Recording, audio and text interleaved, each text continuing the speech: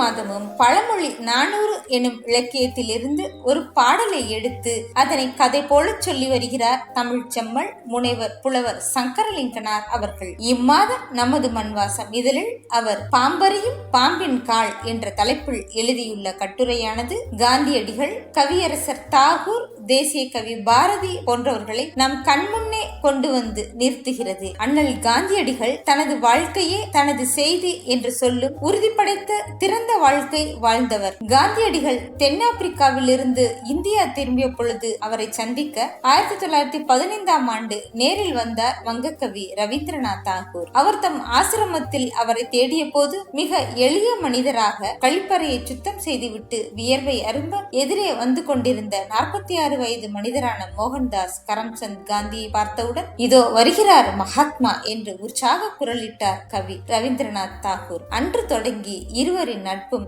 இறுக்கமான நட்பாக மாறியது என காந்திக்கும் தாகூருக்கும் இடையில் ஏற்பட்ட நட்பை சொல்கிறார் சங்கரலிங்கனார். பின்னர் அந்த நட்பு குறித்து எழுந்த விமர்சனங்கள் என்ன, அதுபோல காந்திக்கும் பாரதிக்கும் நடந்த உரையாடலையும் விளக்குகிறார். இந்த காந்திக்கும் இவர்களுக்குமான நட்புக்கும் பாம்பின் கால் பாம்பரியும் என்ற பழமொழிக்கும் இடையிலான தொடர்பு என நயப்பட விளக்கி இருக்கிறார் புலவர். நமது மண்வாசம் வாங்கி வாசித்தீர்களேயானால் இந்த இலக்கிய சாரலில் நீங்களும் பயணிக்கலாம்.